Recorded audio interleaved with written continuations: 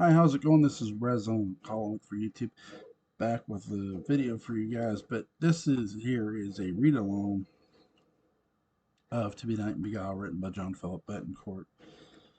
Book 5, Chapter 1. A little doctrine books. Hear no evil. The bells of St. Catherine's Church tolled the hour in the late morning sun, blazing a sonic trail for the seagulls over Welshport village to follow and circle over the white church and its towering steeple. A fresh sea breeze swept the cobblestone streets of the village as Father Donovan Ryan made his way through town. His stomach was in knots. He hadn't slept well in 4 months, his mind still consumed with the frightening sights at night that night. The night he expelled the demon inside the body of Caspian Cassador. Donovan could still feel the heat of hell that burst through the man's body. Once the evil predator left, the host body in the bed burned, seemed, and literally smoking as if it had been cooked alive. And indeed, the person left in that bed in Terramore was alive, and hopefully free of the malevolent monster that once controlled his body, mind, and soul. I wonder if Caspian gave up his body willingly. Question. On this morning, as the clock ticked away past the 11 o'clock hour, Donovan was not in the mind space for religious consolation, as he often was in times like these when the memories of Caspian's exorcism battered his already fragile mind. No. This morning before lunch, Donovan sought out a different kind of consolation, one that the man of the cloth wasn't supposed to believe in, less partake in. Walking past townspeople who smiled and dipped their heads at Donovan, their parish priest, he finally came to his destination, causing whispers and raised eyebrows from those who saw the door. He stood at the home of a local fortune teller, Madame Fatima. The wooden door of her home, withered by decades of harsh ocean air, swung open. There she stood, a woman of 70, with hair gray and thick and widely pulled back to show her powerful bony face. Her eyes were deep brown that could see through the soul of any man, even the holiest man in Welshport. I was expecting you a few weeks ago, Padre, she said with her steely eyes. What took you? He said nothing. She gulped. Entry, entry, she said, standing aside from her door, speaking her native Portuguese, means enter. So why does the good Lord of our land send you here? She asked as she brought him into her small, dark sitting room. I came because I find myself seeking more than just answers from the heavens. Sometimes there are other powers all around us that, when properly tapped, can help us in our time of need, Donovan said shyly. But Father Ryan, I have no powers, Fatima said coyly. He looked at her with eyes that pleaded her not to make him beg out loud. He knew what she was, but she wanted to make it clear, not just for him, but for the spirit world that was listening. I know that the world sees me as some sort of sorceress, but for the record, Father Ryan, I am no witch. I can only see things that come to me by ways I do not understand. You know this, do you not? She asked as she stood up from her chair, her long black dress shuffled across her wooden floor. I do, he answered. The things that I saw, I never believed were real. Well, no, I did believe they were real.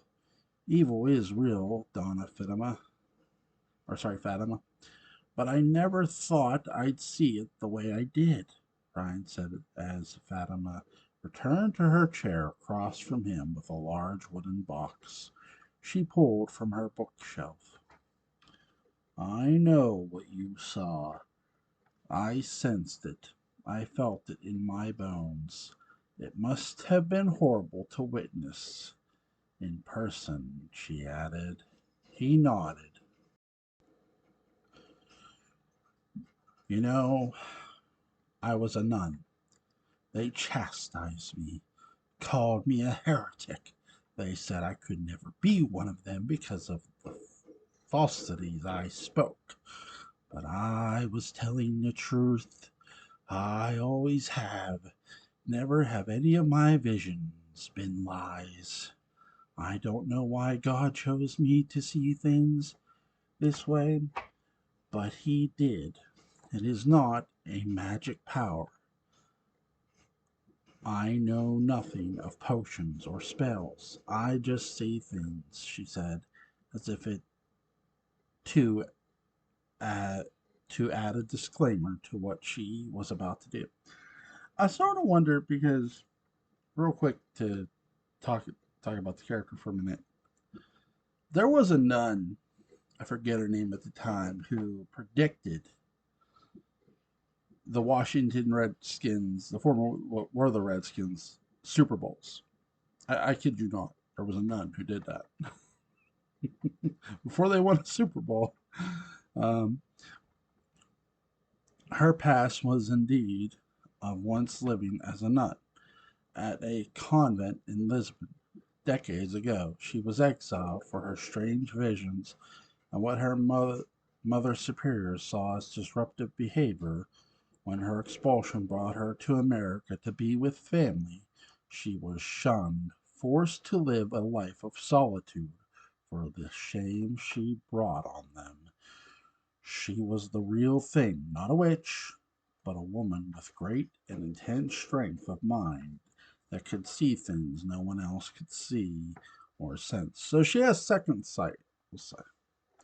Um, at least what that, at least that is what she told people. The truth was much more salacious and part of the mythology that surrounded her aura around the village. Fatima lifted the lid of the box that was like a hard cubic sleeve that housed the most beautiful crystal ball. It sparkled. In what little light entered the room, Donovan's eyes became as round as the orb in front of Fatima, who raised her bony hands around the ball. I have this, Donovan said, pulling a singled shirt from his satchel. It was tattered. It was the tattered night shirt Caspian was wearing the night of his exorcism. It was as if it had been pulled from a house fire, singled and caked with soot. No, meu Deus, Fatima said in Portuguese. As she felt the scorched cloth, her face scowled. The idea of the man who lived among them, all filled with the spirit of evil, was unsettling to her. She had seen Caspian in the village, often surrounded by some of the ladies that lived with him at Terramore, but never did she get any inclination of the evil that lived in him. Fatima placed the burned nightshirt in front of the orb, closed her eyes, and asked Donovan to do the same, and asked him to meditate on what he wanted to know from the spirit world. His mind focused on the words.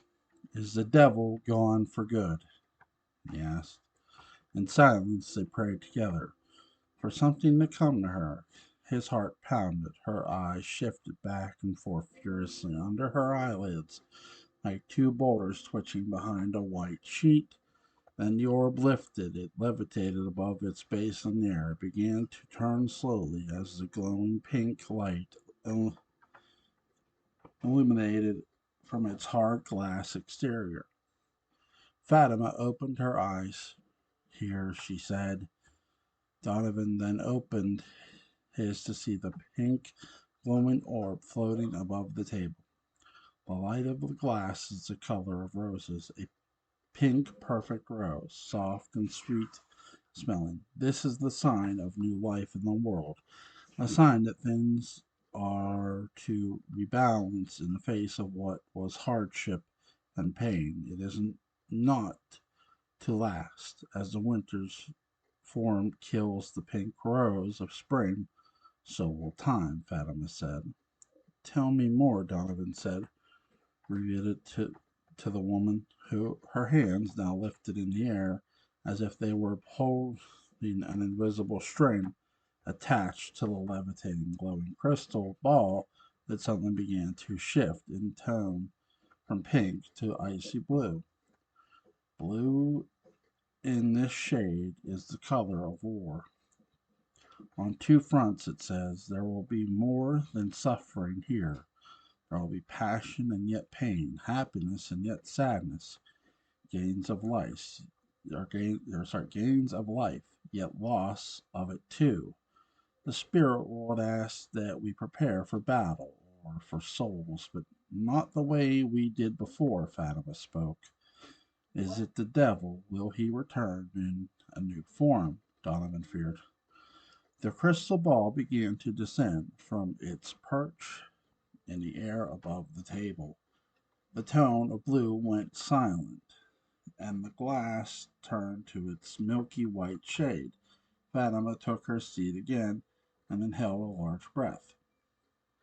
She felt the strain on her mind from the powerful pull of energy, but dabbed a black handkerchief to her temple and licked her dried lips so they regained their rosy texture. I did not see that creature nowhere. Not here on this island. You did your job that night, but I fear a warning was clearer than that, Father, Fatima said. A war, but what war? He asked. She shrugged. I have no way to tell you that. Like I said, I am not a witch. I do not have all the answers. What I am giving are warnings, and we must continue to be vigilant and prepare for whatever comes. I've done that all my life, and I've survived. But how can I prepare for something I will pray as you should, he told her. I do pray, Father, every day, of every week, of every month. Perhaps we're praying for the wrong God, she said flippantly. No, Father Ryan said, standing up in front of the ancient sofa inside Fatima's house. We are praying to the right one, but perhaps you're correct. We need to prepare for things we cannot see just yet, he added. Mystery is the way of the world. To not know is to always be ready. For something I know that better than most, she replied, almost reclined on her old chair in front of the crystal ball. I'll be in touch. I'm sure we'll have many things to speak on in the future, Father Ryan said before turning towards the door. Donna Fatima, you know you are and always have been welcome in God's house. I hope to see you come back to church sometime. I get enough stares from people on the streets. I don't need them while I pray. I'm fine here, she said with a smirk. Tim Cuidado Sunhar Padre, she added in Portuguese, warning him to be careful. He understood her, as he spent much of his youth at a similar seminar in Lisbon. Father Ryan then smiled, reached for the burned shirt, and replaced it in the bottom of the satchel, and quickly left, hoping whatever wars were to come, a new had not yet started. She worried, of course, of what her own prophecy meant. She wouldn't know all at once that was not how her visions worked. They came to her like chapters in a book, page after page of entry and message becoming unlocked in her mind. Her worry carried over day after day after day, especially for those she loved, because as her body ached with age, so did it fear for them. Where was they were in the thick of all of this danger and mystery. Now alone, Fatima placed the oak box that housed her crystal ball back in the bookshelf. Just under it, on another shelf, was a rectangular wooden box that had etching of birds and flowers on its lid in the same wood. She brought it back to her table, and then she opened it. Dozens of old letters popped out as the box was overflowing with them. Messages from another time she lived through a type of war. Fatima smiled as she sorted through the old letters to her when she was a young nun. The letters were all addressed to the name she was given when she took her vows as Sister uh, Ines Beata, and were from her brother Camilo. As she shifted through the happier ones, then came the sadder ones and angry ones, all correspondence to when the church became angry with her for the scandal that would shock her family. Sister Ines Beata soon became a parish in her cluster, and her brother in America, Camilla, Camilla, was given notice. Fatima read through her old letters, but the last one from her brother, the very last one she got just before she returned home to America, showed his anger with her for what she had done, still embarrassed by what she thought were her silly delusions. But in that final letter that Gibbon now made Fatima tear up, he begged her to watch over his only son that he had now that he, Camillo, was dying. Camillo's own wife, Helena, had died years before leaving him, a widower, and his son without a mother. Fatima returned to Welshport, an ex-nun, and the shame of her family. Her brother was dead, and her nephew was working away from home for a family on the island. The final letter from Camillo to Fatima read, "Despite our family humiliation from what you have done in your cloister, I still beg of you when you return to this town to watch over our nephew Philip. He works for a family I do not trust, for reasons I shall not get into. From afar, Fatima, protect Philip in all ways you can. Let that be your penance from our embarrassment of you. Kindly remembered your dying brother, Camillo Braga. There is that small house in Welshport." Fatima did so.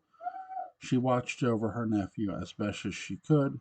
She, the former nun, called Sister Ines Beata, whom had made her family so ashamed by her secret scandal, was estranged aunt of Philip Braga. Now that something was on the horizon, she felt she needed to face her nephew Philip again. Face him and find out where these supposed wars would take place.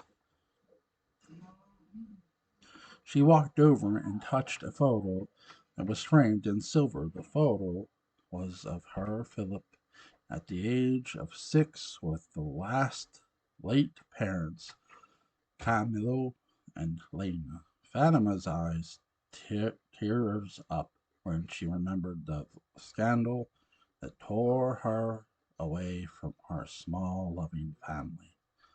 She thought of the pain, the secrets her heart held, the secrets of her affair as a nun with a priest.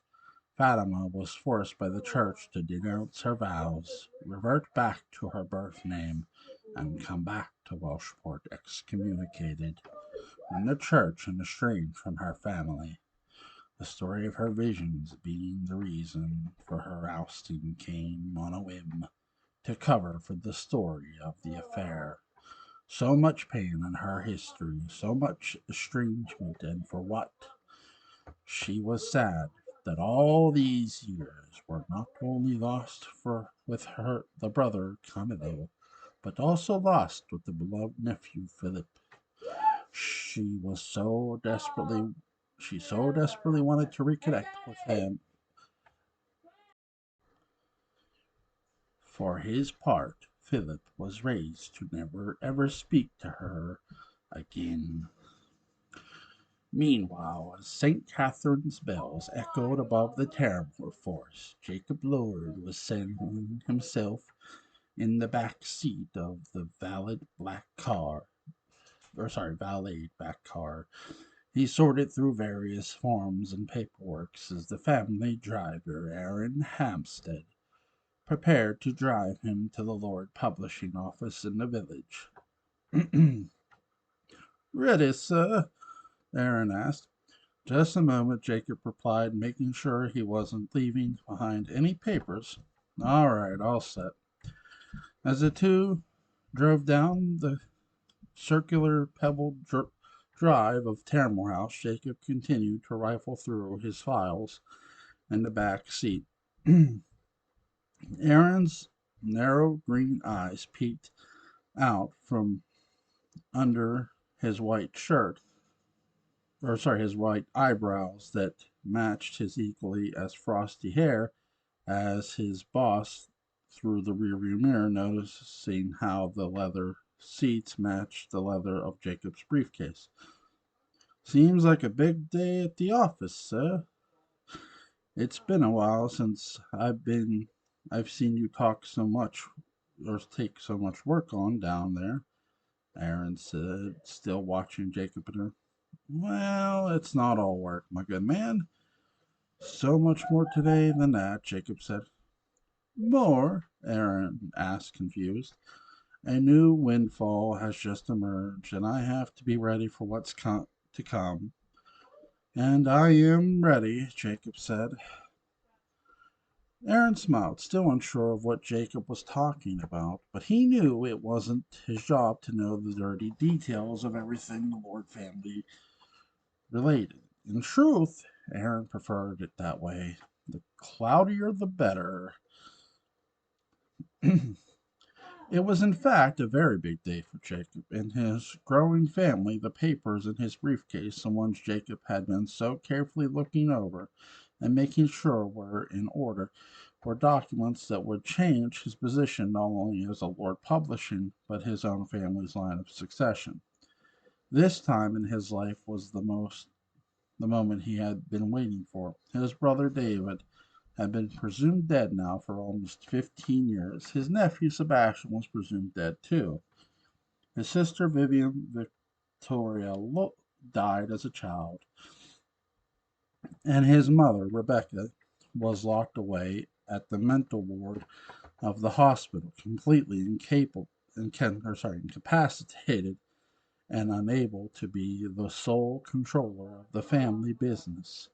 Jacob had paperwork from lawyers and judges that had ruled in favor of Jacob taking over the family business and billions of dollars in fortune, with a few minor provisions allowing that now 3 month old Gabriel, child of Evie, and Sebastian a monthly allowance in lieu of a stake in the company, as Sebastian would have had Jacob's newly discovered half brother Jonathan, too, would get what he wanted, a place at the company and in the family's inner circle.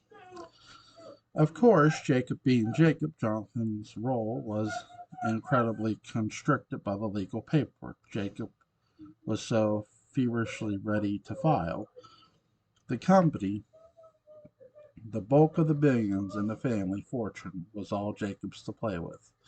It was everything he had ever wanted. He was like a kid in a candy store, and he couldn't wait to get these forms to his company, confirmed by a notary public and filed. His bank account, his place in line as basically one of the richest men of the nation, was finally reality. While driving down through the small road that led from the mansions to town, Jacob watched as the trees passed one by one, ancient, beastly trees that soared high above the moving cars, sprinkling a leafy shadow pattern down on the reflection of his back seat window. He saw in his peripheral vision a gray slash of color sweeping through that brush. It was quick, flashing, and darting in and out of the brushes below, almost chasing the car as they drove. What the devil? Jacob said under his breath. Then, in the most violent of ways, Aaron stepped on the car's brakes, lunging Jacob forward toward the front seat. Jesus, man! Jacob shouted as to Aaron, whose eyes were locked on something dead center in front of the car. For his part, Aaron held his hands tightly around the steering wheel. His eyes never blinked. Jacob composed himself and lifted his head over the seat to see Aaron was staring what Aaron was staring at. There, breathing heavily with its four legs like solid stone pillars, and its mouth agape with foaming anger, was a wolf, the gray flash Jacob had seen chasing the car. It growled, it snarled, it sniffed, and slowly walked closer to the car. Shit, Aaron said. It's massive. Aren't those things only supposed to come out at night? Jacob asked in a panic. Not if they're hungry, Aaron said cryptically in a voice that almost sounded hypnotized, and with his eyes not moving from the creature that stared coldly at them. "Well, go on, man. Go around it," Jacob ordered. "Damn it," Ham said. "Go on. Go on. Go around it." Aaron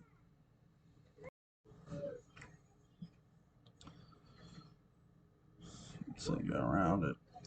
Aaron nodded and began to slowly turn the wheels, maneuver around the wild beast. But the animal had other plans and leapt into the air and landed on the car's hood. The two men screamed, unsure what to do. They began to turn the knobs of their open windows, closing them quickly. The wolf, with wet, hungry teeth, snarled and stared deeply into the eyes of Jacob Lord with its own dark yellow eyes. As he walked over the hood of the black car, the wolf's claws scratched the black paint, lifted its head, and howled a howl so frightening both Aaron and Jacob's blood turned cold. It took one more look at Jacob and then leapt off the hood and back into the thick, lush forest, leaving Jacob and Aaron in the car, sweating and pale. Go, go, Jacob shouted. Get us out of here before it comes back. Aaron snapped out of his trance-like state. Of course, sir. Jacob sat back in his leather seat. His heart finally started to get back to regular beat. God damn, he said under his breath as he dabbed a single dribble of sweat that rolled down his left temple. The wolf was a warning from the world all around him that was not seen by the naked eye, a warning for Jacob to see himself as he was before he did the things he was planning. But Jacob, again being Jacob, shook off the encounter with the large wolf and went back to his papers. As the car drove off into the village, the world stepped sorry, the wolf stepped back into on top of the road and watched as Jacob and Aaron's car got smaller and smaller. The world growled low, then tilted its head up towards the overcast sky and howled into the winter wind. Another warning.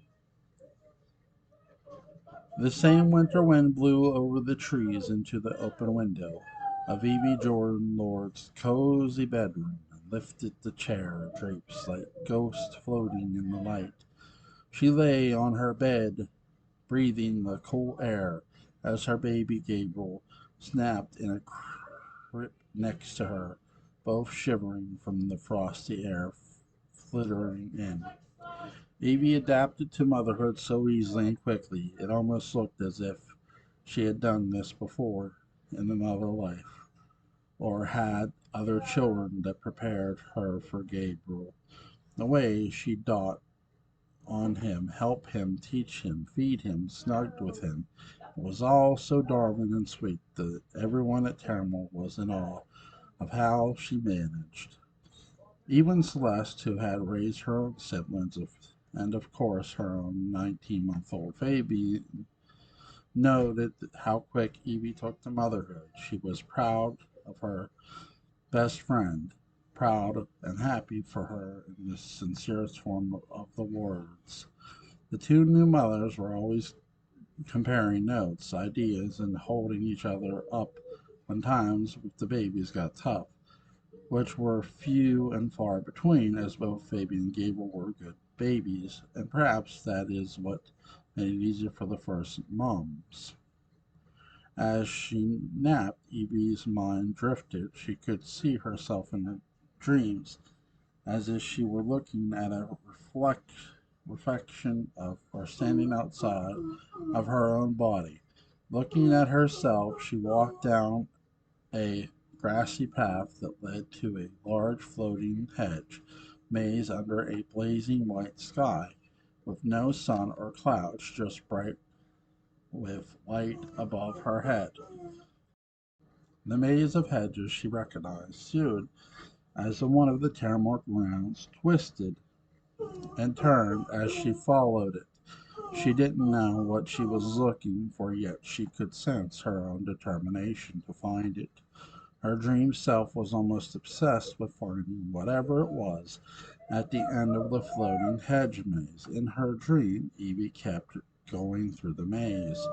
As she continued in the paths become more and more tangled up and confused to begin to feel lost, where there was an opening to a new path suddenly became closed off as a large hedge pushed across and locked her in.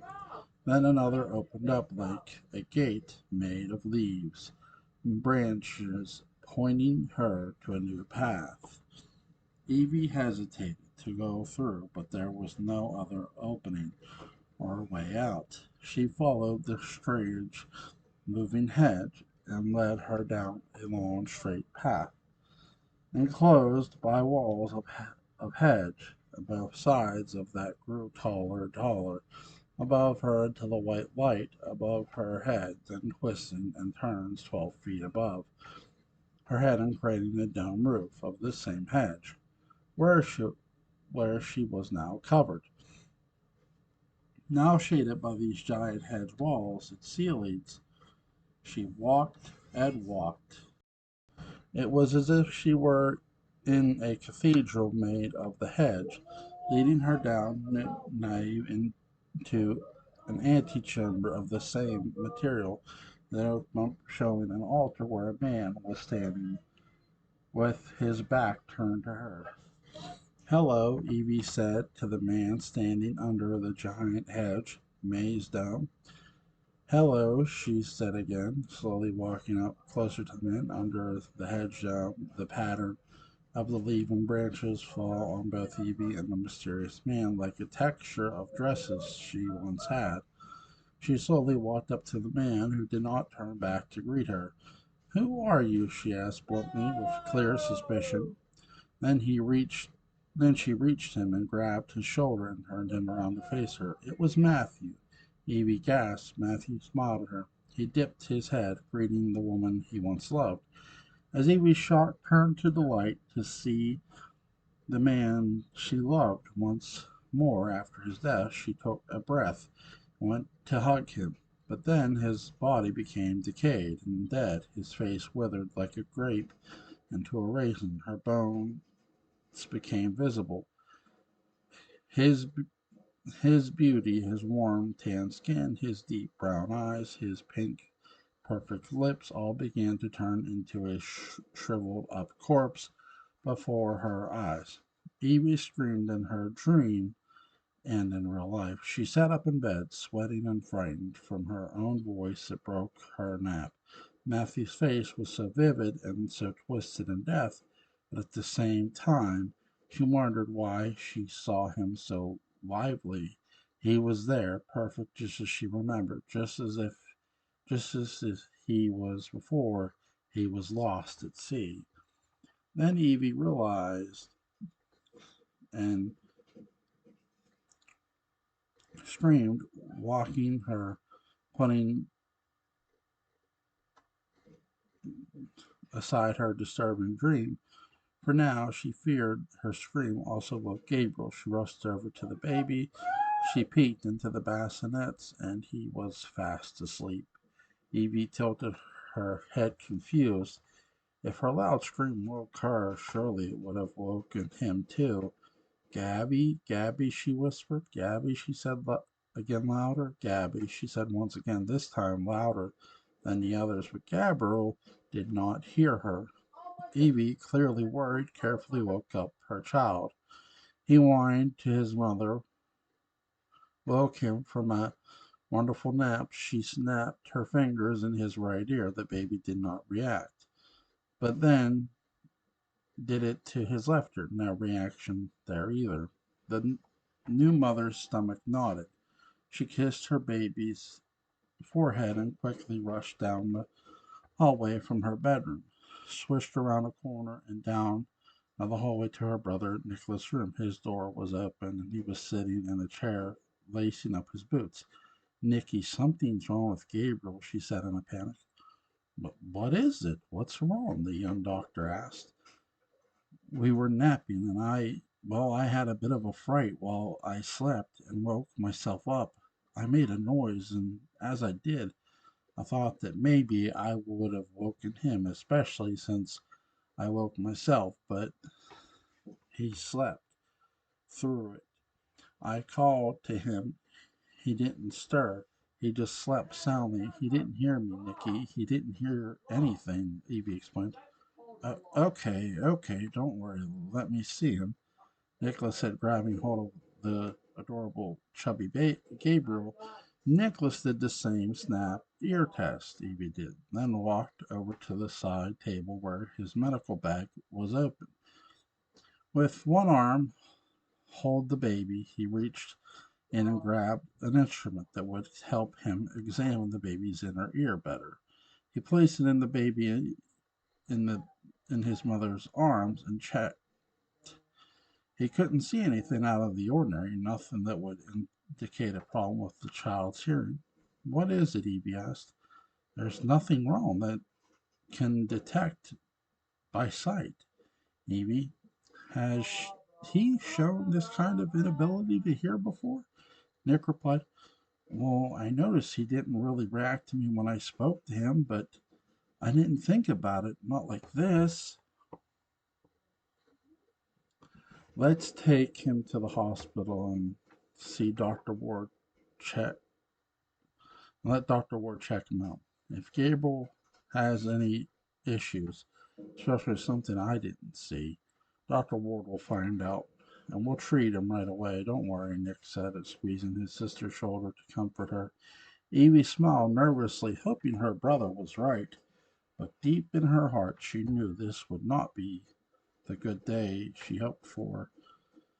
These were the remnants of a spell gone wrong. The curse Jacqueline accidentally created on the poor child, but mm, no one knew that yet, and Jacqueline and Mary hoped no one ever would. And was it an accident? Jacqueline's a witch. She was in the last book. She's one of the sisters of Highsgrove, for those who don't know.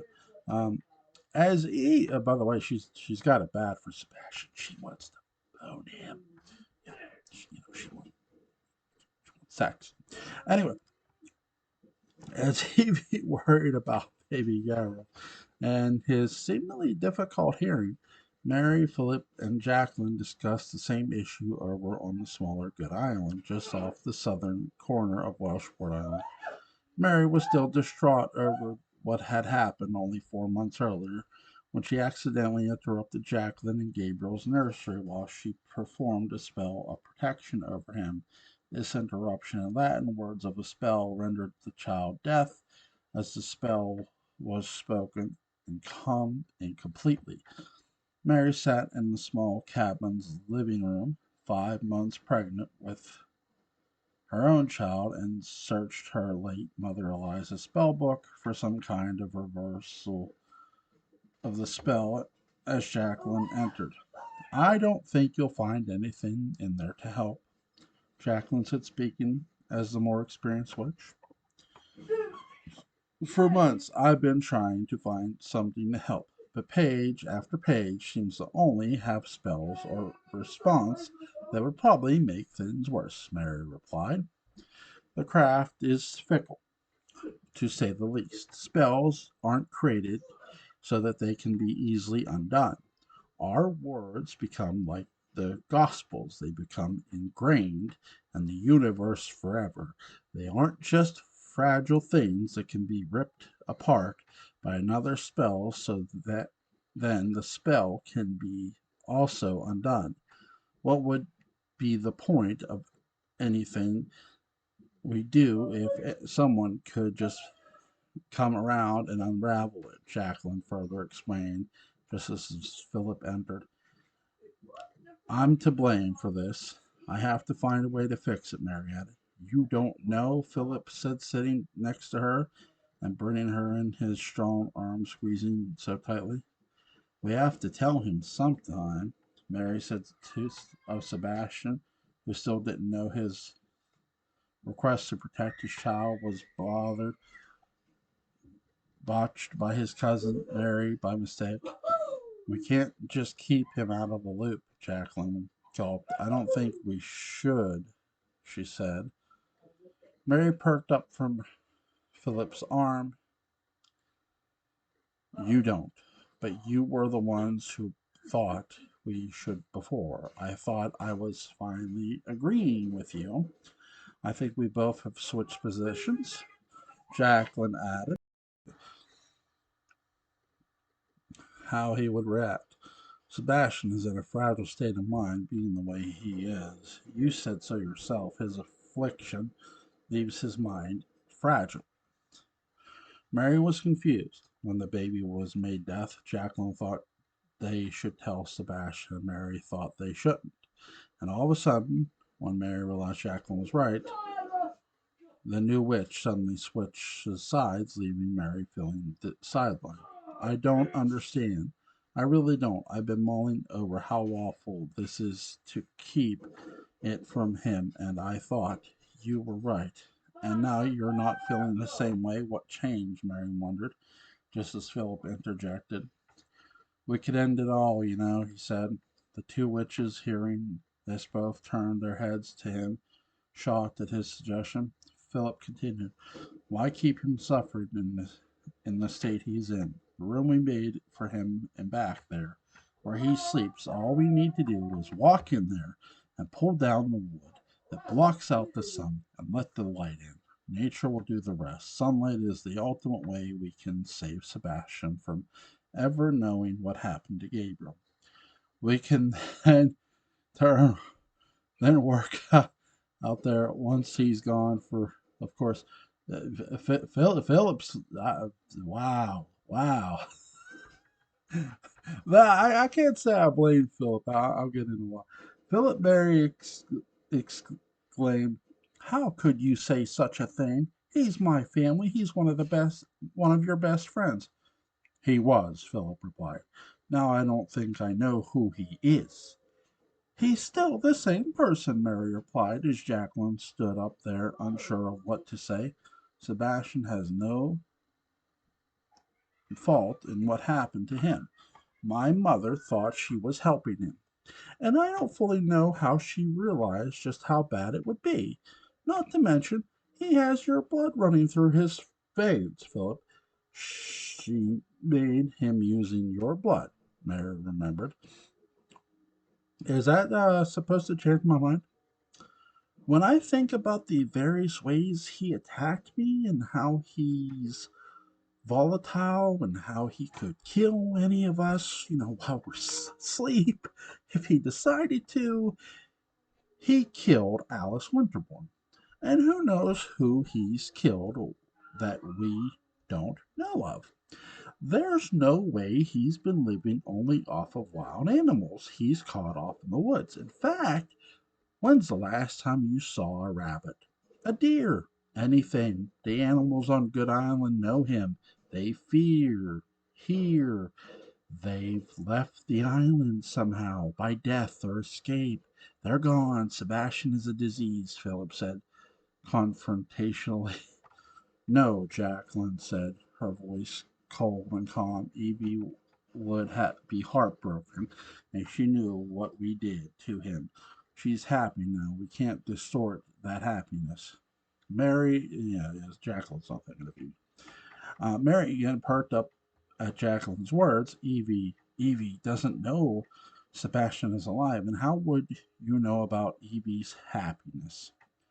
Jacqueline paused before answering, realizing she hadn't told them she had made contact with Evie in the village a while back, and had become friendly with her. In fact, throughout the months of her visits to town, Jacqueline and Evie met in several occasions as friends. They spoke of art, they spoke of England, they spoke of all things friends their age loved.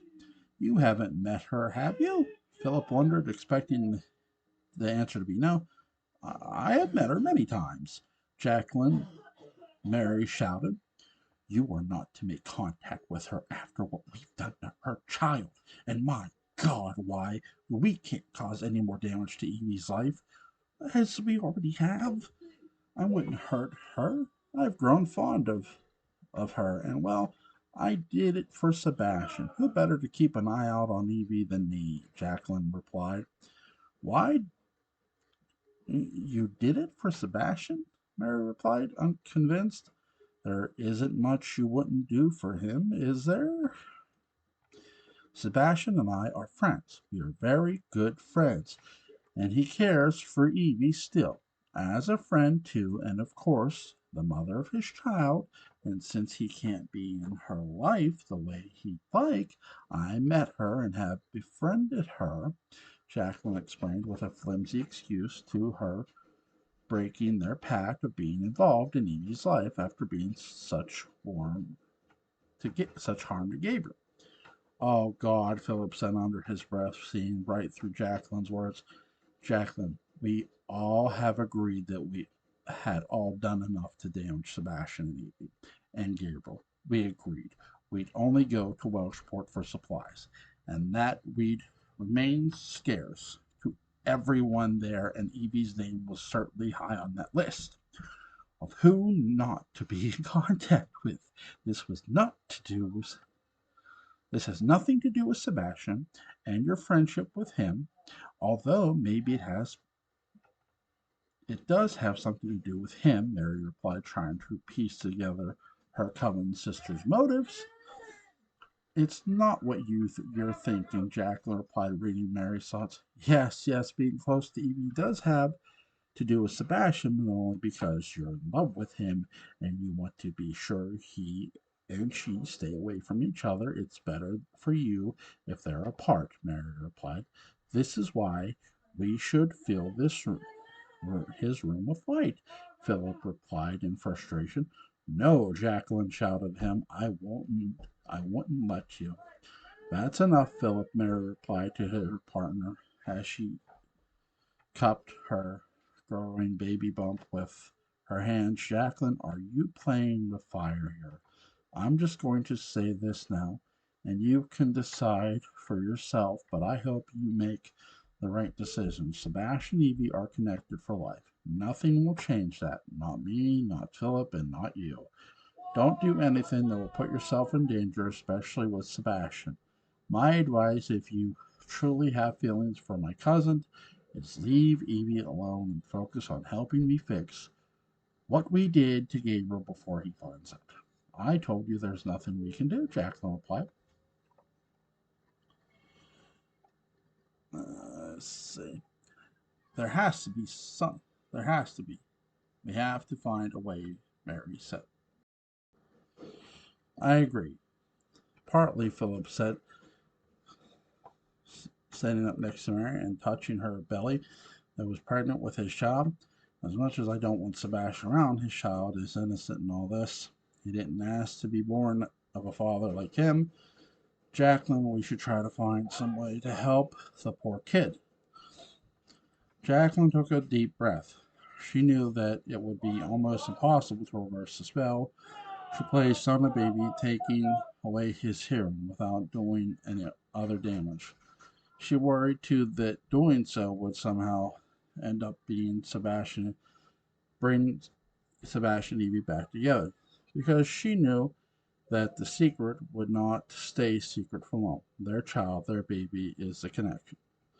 Mary spoke, and if the two of them were reunited somehow with the baby as a common thread, where would that leave Jacqueline?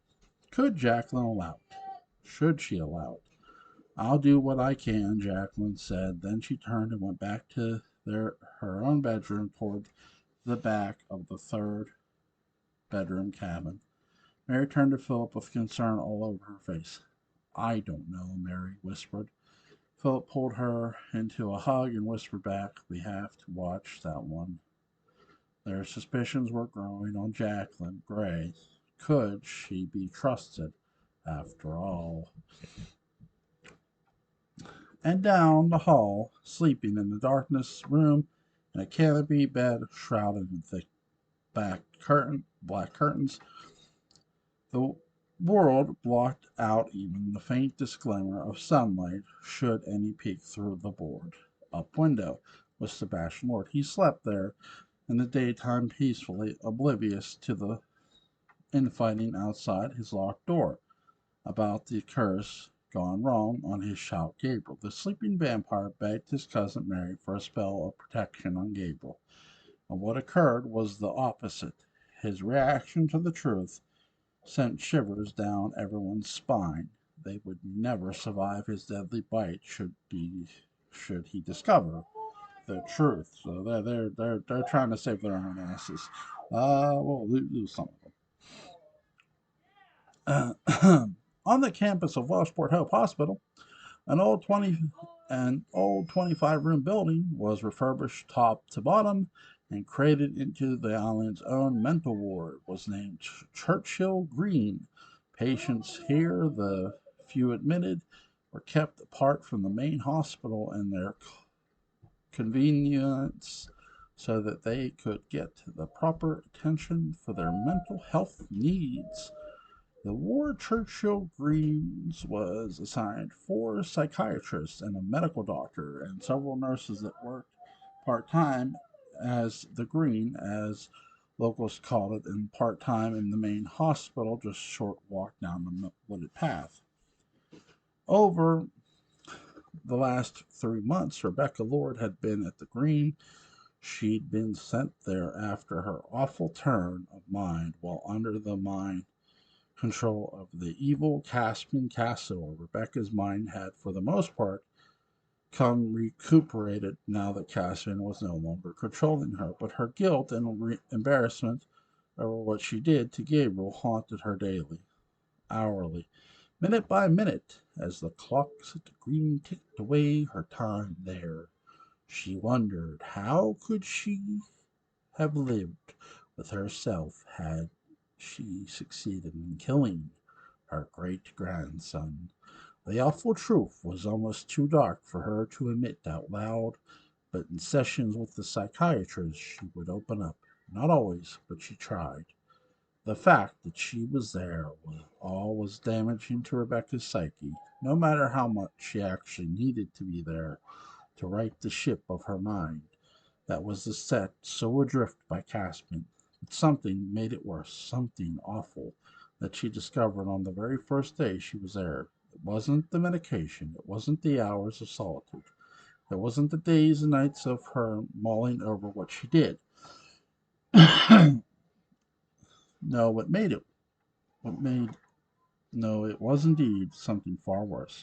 It was Caspian, the man who caused all the evil, was there with at the green as a patient. As Rebecca kept to herself in her room, Dr. Ashia Hoffman entered. Ashia was the newest psychiatrist at the facility. How are you feeling, Miss Lord? Ashia asked. Rebecca inhaled and shrugged. I don't want to see that man, she said. I know I've asked that the nurses keep you apart. Ashia replied, noticing Rebecca had not taken her medication. You still haven't told me how you know him, the doctor added. He's the devil. I don't know how many times I have to tell you or explain to you. He's the reason for all this, Rebecca said. Yes, that you've told me, but Miss Lord, the devil isn't real. Bullshit. We've discussed this, Ishia said. Rebecca lifted a brow and stood up to look Ishia in the face. My dear, I would watch the way you speak out loud. I've seen the devil myself, and he's here.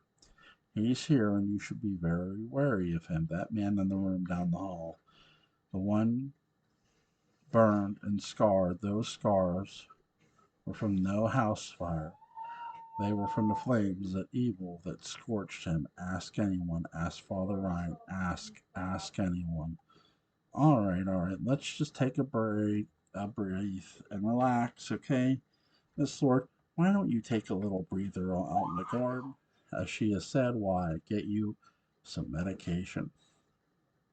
As she then grabbed Rebecca by the elbow and opened a sliding door of Rebecca's room, it led to a beautiful treed area inside the gardens of the green that was shaded by enormous trees that bellowed out from the bottom of Terramore Forest.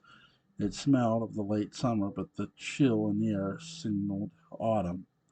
Rebecca, who was now bundled up in her warm furs, walked along glaring at other patients who stared at her, someone smiling strangely, others grimacing and growling like wolves ready to pounce, all of them held on too tightly by their own personal nurse. Rebecca went on and sat on the bench facing bubbling fountain in the center of the garden. Then, when suddenly she heard a voice call her name, Rebecca lifted her eyes and stared into the water. Then she realized she knew the voice. It was Caspian. Go get Go, get away from here, she said to him as she walked to her slowly from behind. You're the devil, she added. He sighed and wheeled himself in a wheelchair over her, his face and exposed hands badly scarred from his body igniting in fire during the exorcism. I wish you'd look at me, he said softly. Rebecca winced as if she were being pinched in the backs of her arms, as if even the sound of his voice gave her physical pain, but she did it. She turned and looked at the man that haunted her. The skin of his face had bubbled, unfolded just around his left eye and down his neck. The scar tissue that had formed made a pattern of light red and pink lines that twisted together where the new skin and had formed and flowed down his neck into his shirt collar and presumably down the back. His eyes were the same to her, deep down welcoming, inviting her to speak to him. You destroyed my whole life. I don't want to see you. I want you to be dead, she said.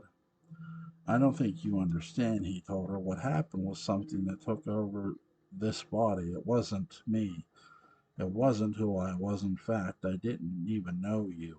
I don't know how I got to you or wherever you were or anything like that. That person, the Caspian you met and spoke with, and whom convinced you and made you do all those things, that man wasn't me, he explained. His eyes narrowed, unconvinced. I wish you'd believe me, he added. How can I? You're the same. You're the same, she said, her voice raising. You're the same, a patient down the path yelled, out mimicking Rebecca. Then another called back to that patient. You're the same, the both of them saying it together. No, no, I'm not. I watched everything happen from my own eyes.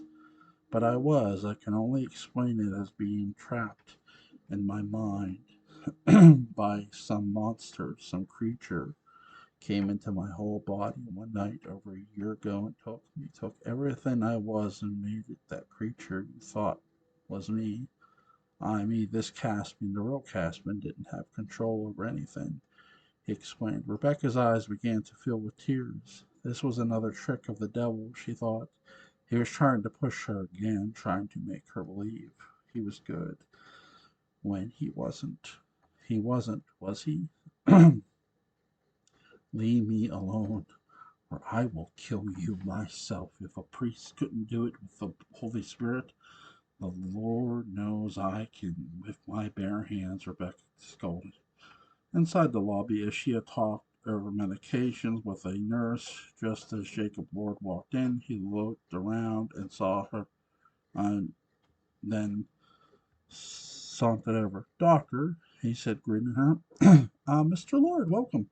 I'm glad to see you finally, she replied, hinting at the fact Jacob hadn't come to see Rebecca in all the months she had been, even after several requests from the hospital. Ladies and gentlemen, I give you the son of the year, Jacob Lord.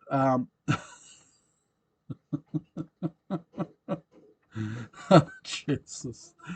Oh, shit. I apologize for not coming here to see my mother sooner. I know that you hoped I would, but as you can imagine, there are things within my family I need to take care of, especially about keeping us all safe from her. Jacob replied, well, had you come earlier, I could have explained to you that your mother is no danger to anyone in your family. She's only a danger to herself. If she's left untreated, she's doing well here. Despite the setbacks, as she explained as she clutched her patient's charts. Setbacks, Jacob asked. She's still very disturbed by a patient we have here, a man, she continues to say, is the devil. I don't really understand it. He's a burn patient. A man that set himself on fire from the village regardless of what we tell her. She didn't believe us. Her mental break was that powerful, and that she latches on to things and doesn't let go, even when on medication, as she explained. Nick did mention to me a while back that her medications didn't seem to always work, but wanted me to confirm with you, Jacob said. And never have, she replied, her voice hinting at her frustrations with the Lord family's lack of care for Rebecca while she was locked away. Jacob smiled at her and patronizing trait of his when he saw someone hoping they'd get through to him, but he always did as he wanted, no matter what. I'm here now, Jacob said. Can I see her? Annoyed as she agreed and pointed him towards the large white French doors that opened into the garden. Jacob bowed his head and placed a pair of perfectly circular dark glasses over his eyes and headed to see his mother. Outside, Rebecca was alone now, sitting in the marble seat at the fountain. She ran her fingers in the water like a boat, going back and forth in the cold, clear water. Mother, Jacob said. Rebecca turned and saw her eldest son standing before her. She hadn't seen him or anyone in the family since the night at the lighthouse where she almost dropped Gabriel down into the sea below. She felt shame quickly come over her. Her heart sank into the sham, and couldn't speak. All that she could do was cry and bury her head into her son's chest. There, you're all right now, mother. It's okay, Jacob said, holding his mother to him. She tells me you're still not conforming to what she wants. I wouldn't expect Rebecca Lord to do anything anyone wanted, not even a doctor, but perhaps you should, mother. She knows best for your health. Rebecca lifted her face from his chest. Her eyes were swollen with tears. Jacob, you have to get me out of here. You have to take me out of here today, please. I beg you, she said frantically. You're not well, mother. This is where you'll get better. There's no better place. You don't understand. He's here. He's here, she screamed.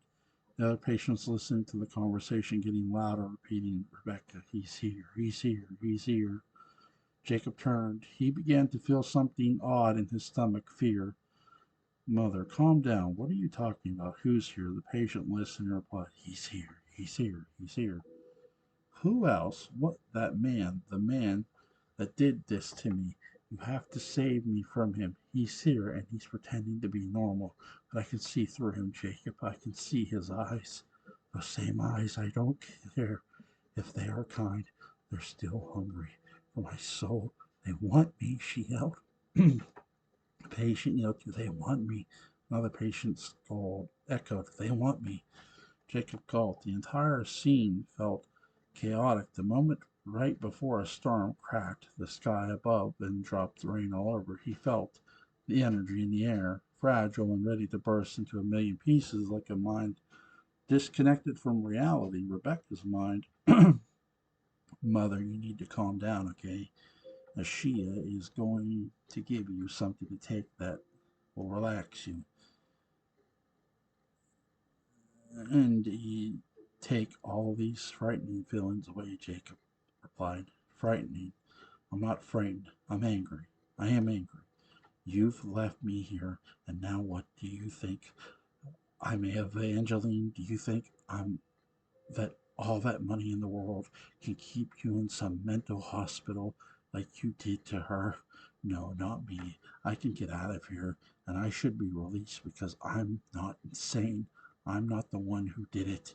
He did it. And he's here and he's trying to get me again, Rebecca said, her mind suddenly starting to break again. All Jacob could do was nod his head, agreeing with her, even though he wasn't sure what in the world she was talking about. He sat her down and told her he was going to get a Shia who had her medication. He walked past the other patients out of the garden, the ones that kept repeating after Rebecca. They hummed the same song, both of them, as if the two of them were in the same mind. They watched Jacob pass, humming the whole time, like two hungry crows, one waiting for the moment to strike as the fleeing mouse. As Jacob entered back into the hospital, there was Nicholas Jordan, who had been assigned to as the medical doctor at the Green that day. Did you see Rebecca? Nick asked. Jacob, his face pale with shock at his mother's state, nodded. She's not well, he replied. Well, surviving what she did, I think she's the best she can, as she has gotten her own new regime on a new regimen of medicine that will begin to help her even more. Her other pills weren't working, Nick confirmed. She said something strange to me, Jacob replied. Oh? She said that another patient that she confirms he's a real person is the devil. She says that same man is Caspian, Jacob replied. Nick's eyes went back, his face suddenly unsure of what to say next. The truth was, it indeed truly was Caspian, just as the man in the wheelchair said. He was the man in the exorcism. He was the man who became engulfed in fire while tied to the bed. She's not seen something or imagined it, Nick confirmed. What? Caspian didn't die that night, Jacob. Father Ryan brought him here. It was burnt badly. He was still alive and fighting something inside of him. Father Ryan continued to do what he had to do that night, even after we took the body from Terramore House. He's been here with Rebecca ever since, Nick added. Rebecca is going insane, Jacob said. And he's here doing it? He's here making her insane? What's happening? Jacob wondered. Father Ryan believes that the man that is here is the real man. He's been saved, or he's the man he was before the devil entered him. He has no real memory of how he got here, though through some therapy I've been able to get him to remember flashes of what occurred. But it wasn't him, Nick revealed, so she's not relapsing, Jacob asked. She's very well aware of what happened and what is going on. She's not in any way, shape, or form losing her mind. But she's fragile. We have to keep her on her own world as we best we can. But sometimes she mentally goes back to what happened. We have to start from scratch, Nick explained, just as Ashia and a nurse were walking Rebecca in from the garden back to her room. Rebecca and Jacob's eyes locked from across the lobby of the Green. Her face went from him to take her own.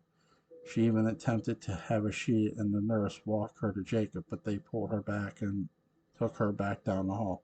Jacob, knowing that having his mother here locked away meant he was now in forever control of his family business and money, and that Casman, whoever he was, good, evil, or neither, would keep his mother's mind on that thin edge between sanity and insanity. Jacob lifted a brow and realized he was home free. Fine, let them both stew here together. This is the best place for it, Jacob said. The corners of Nick's lips curled, fighting back the disgust to form on his face. Jacob's clear lack of empathy for his own mother, a nurse handed Jacob paperwork for him to sign to keep her. He signed them quickly and patted Nick on the back. Thank Ashia for me.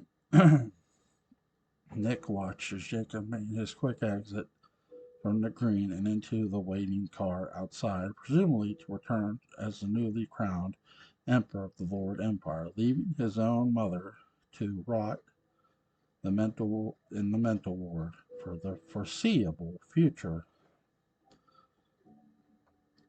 Uh, let's see. A wooden box that belonged to Sabrina Spencer lay open on the bed in an upstairs bedroom at Terramore House, sitting center on the bed. In billowing cloud-like dress was Genevieve Thorne. The box held several photos of David Lord and letters from David Lord to Sabrina that she saved when she was alive. And now that Sabrina's spirit was fused with Genevieve's forever, the feelings of love and longing Sabrina once had for David were now Genevieve's. Ooh, sorry. She felt silly at first for feeling this way. She didn't even know David personally. She only knew him from the tattered photos she was seeing, from his kind, beautiful words in his letters to his beloved Sabrina. There was in her heart a tingling of love and passion for a man she only knew through the now entangled emotions of David's late wife, the spirit that lived in her. In fact, Sabrina's memories were as much a part of Genevieve's as Genevieve's own. It was as if Sabrina's ghost became absorbed into every fiber of Genevieve's body. They were one now in every sense of the word. In short, Genevieve was in love with David, and she knew that he was out there somewhere. Sabrina knew it. She knew it. It was not on the other side of with her in the spirit world. He was alive, and he was missed. Genevieve, a voice called from the other side of the bedroom door. It was Celeste checking up on her brother's former fiance. Come on, Genevieve answered. Or sorry, come in. Morgan and Charlotte are off to the village for some treats. I hope you don't mind that I let them go with her, Celeste said of their own children. What do you have here? She asked. Genevieve took a breath and scooted off the bed. She scooped up the photos and Leonard stacked them carefully back into Sabrina's box. Memories, Genevieve said. Long lost memories. Yes, but whose? Celeste said with a grin as she reached into the box and pulled out a photo of David. Ah, yes, he was handsome, wasn't he? What did you think of him? Genevieve asked. David? He was a kind, handsome. He loved his son. He loved Sebastian. He was hard on himself a lot of times, too. He wasn't very good at the business like his father or brother, and especially not like Rebecca in that sense, but he did have was knowledge of beauties of this world, Celeste said. Then she giggled. I make him out to be some kind of poet or artist. Maybe he was. I don't know. Maybe I've short of made myself some mythical version of who he was. I think I want to find him. I think I want to take my time and take what I can with me and find him, Genevieve said, surprising Celeste.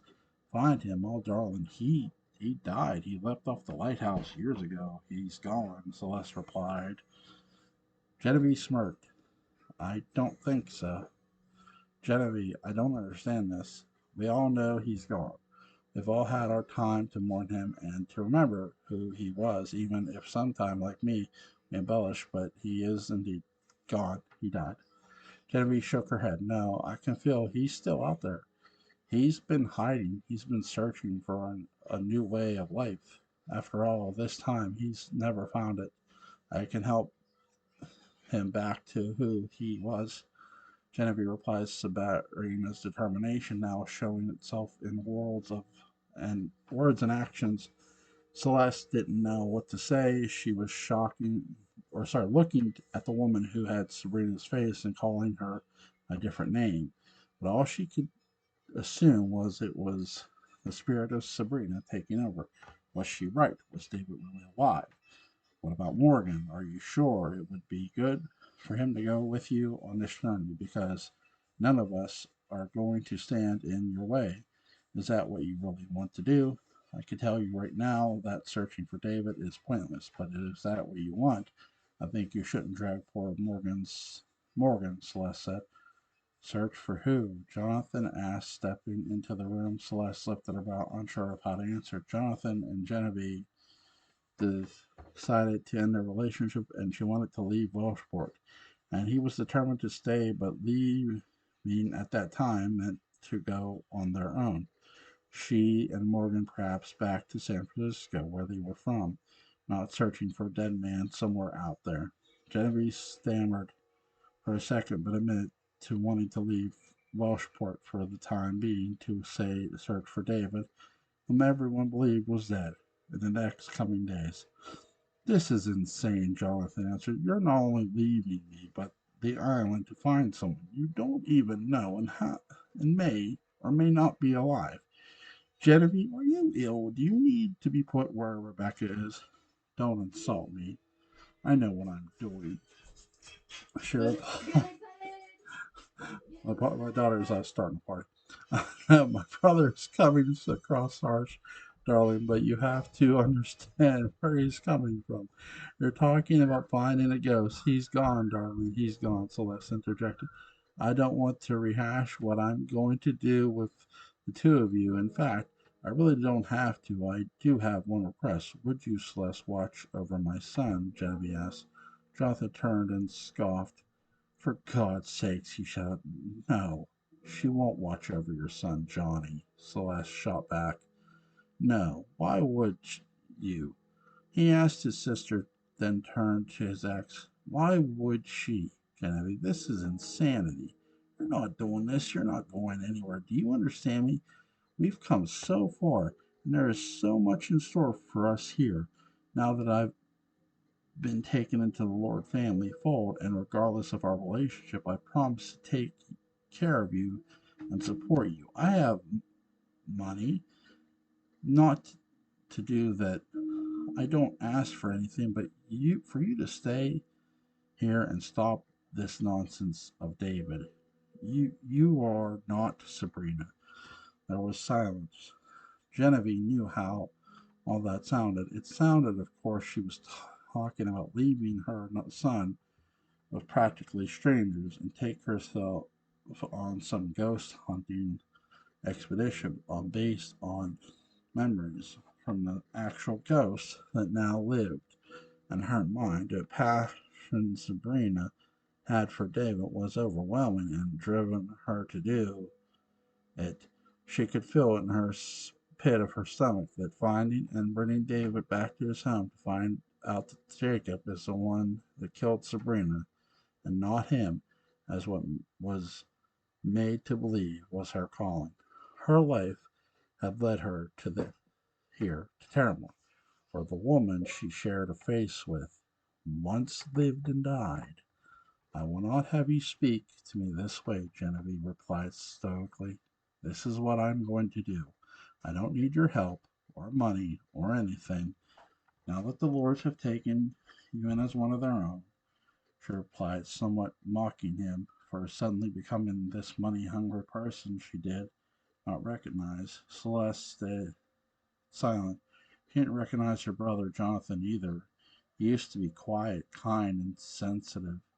This new version of him, with all the glitz and power of the Lord family floating in his eyes, was someone she didn't like. In truth, she was keeping an eye on, a very suspicious eye. Jonathan took a step toward Jemmy, and his face calmed. He licked his lips and took one of her and cupped it into his. I think you need a doctor, he said softly. Genevieve snatched her hand out of his and turned the box in her bed and put under her arm. I'm doing this, Genevieve said to him, turn to Celeste. I would hate to uproot Morgan again so soon after his travels here from San Francisco. I would be incredibly in your debt if you allow him to stay here with you until I return. I promise if I don't find David in a month, I will return. Celeste looked at her brother, who lifted a brow and mouthed the word don't to his sister. But Celeste couldn't just let Morgan go off with Genevieve in the state she was in, whatever state it was. Of course, Celeste replied. Genevieve breathed a sigh of relief and left the room, happy leaving Jonathan and Celeste together. You're out of your mind, too, he said to his sister. That's enough, the older sibling said. Let her go. She'll be back empty handed. Nobody will come back with her, not David, not anyone. Just calm down. She's out of her mind, Jonathan said. She may not be the only one. This attitude of yours, who is this? Why are you flaunting around, talking about money and whatever else the lords are affording you? I will have you know you haven't received a single red cent of whatever inheritance and payments you're due. I suggest you keep that type of childish reactions to yourself, she told Jonathan. Jacob filed the paperwork today. I'll get mine soon. Once Rebecca's officially out of the head of the publishing house, I can start work. It's all going to finally happen, and I have you to thank, even though you almost sabotaged me, Jonathan said. He was right. Celeste played both sides when it came to her brother knowing the truth about his paternity, and her husband trying to squash the truth coming out. But in the end, it was exposed and nothing horrible happened. She regretted it all. She regretted all of it, but was happy that her brother and her husband, who were half brothers to their mutual father, were getting along. Well, until that happens, until Rebecca is removed, keep your gloating to yourself, paperwork signed or not. Let's see. Can just easily be undone. If Jacob senses any kind of distaste with how you're acting, believe me, he'll find a way to get rid of you, one way or the other. And that's what I fear, Celeste replied as she reached over and adjusted her brother's tie. Are you warning me? He asked her. Celeste was going to say no, that she was only wishing for him to think before he spoke. But when she realized her brother was more impulsive than she remembered, and that he wouldn't listen to her simple words of watching himself instead of, she replied to his question of a warning with a firm and cold yes. And Celeste picked up a photo of David Lord to fill out Javina's box and slapped it onto Jonathan's chest like a stamp on a letter. A cold reminder of what Jacob did to his older brother that got in his way. All right, that's the read along. Really, really, really good. Now, I want to talk about Jacqueline for a minute. Jacqueline showed up in the previous book. Jacob went searching for the last sister of Highgrove, or what he believed to be the last sister of Highgrove, which is Jacqueline Gray. Um, Jacqueline initially turned Sebastian down. She didn't want to help, but then she had a change of heart. And her change of heart was, you know what, I find Sebastian attractive, even though he's this dangerous vampire. Um, Jacqueline is a very, there's a lot of shadiness going on with some of these characters. Jacqueline, Jonathan, Jacob's always shady. But so there's a lot going on. And even with the whole dream sequence of there's this potential war going on. I'm gonna take a educated guess. It's going to be a war on a lot of fronts. It's going to be a war of the supernatural and maybe the mortal world. Maybe we don't. I don't know. That's just an early prediction for me. I could be wrong, and I probably will. But really, really great characters. I love my favorite scene was the sanitarium. We didn't get Wincliffe this time. We got a brand new sanitarium, which makes sense. It's like it's nice to see a new place in a story that is in book five. A new location. There's a little effect, and plus we got um, Philip's aunt, who who he doesn't speak to. He may need to go speak to her. Philip, am I shocked that Philip wants to kill? No, no. Philip's been afraid of Sebastian ever since his blood was used. I mean, this Sebastian has terrified Philip, so I'm not shocked that Philip wants to kill him at all. I mean, if a vampire they use my blood for a vampire, yeah, I'd want to kill him too. Just saying, just saying. I understand Philip's logic. Or Philip's logic, yeah. Uh, I tell you, I'm really curious to see how the asylum stuff's going to play out with Rebecca and this Caspian. You know, is this Caspian just playing nice just to get close, or to build up power? You know, again, there's always been the old adage that, I was taught in school, in Bible school, God and the devil want the same thing. They want your soul. Um, so, and they'll do and the devil will do anything to get it. And that's anything. Trickery, anything. He's slick. He's slick. But yeah, definitely link to Benight Beguile book 5, chapter 1 is going to be the description box, guys. Go check it out.